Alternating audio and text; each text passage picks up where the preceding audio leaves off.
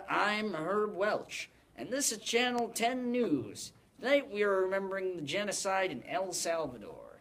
Many innocent lives were lost during the years of 1980 to 1990. Although the death tolls vary, most agree that over 60,000 people were slaughtered. For many years, repression, torture, and murder were carried on in this country of El Salvador. In February of 1980, the Archbishop of El Salvador, Oscar Romero, wrote a letter to President Carter begging him to not send military aid to those who ran the country. Later, on March 7th, a state siege had been instituted in the country and the war against the population began. A few weeks later, Archbishop Romero was assassinated while saying a mass.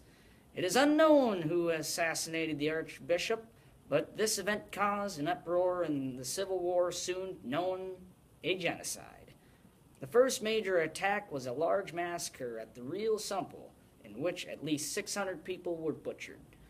The massacre was a coordinated military operation of the Honduran and Salvadorian armies.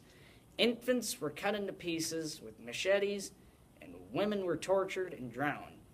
Pieces of the bodies could be found in the river for days afterwards. Now, Penelope in El Salvador were the first-hand witness of this terrible genocide. I'm here with Daniel Santiago, a Catholic priest who worked with many people suffering during the genocide. Daniel, what was the worst thing that you had to deal with during this genocide? The worst thing that I had witnessed during this genocide was a woman who came in after returning home to her decapitated family. The woman came home to find her 3 children, her mother, and her sister sitting around the table with their own decapitated heads placed carefully on the table in front of them, in their hands. Their hands were arranged as if the body was stroking its own head.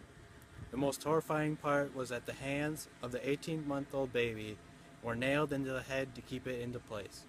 In the middle of the table sat a large plastic bowl filled with their blood. The horrors of this genocide didn't stop there.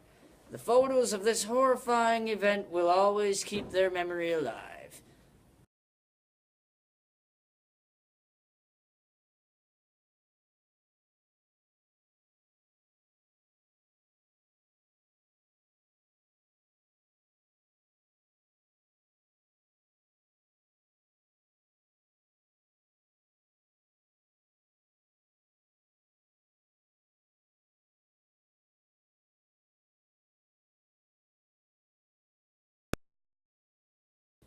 As we end this night, we will remember all those who suffered during the El Salvador genocide.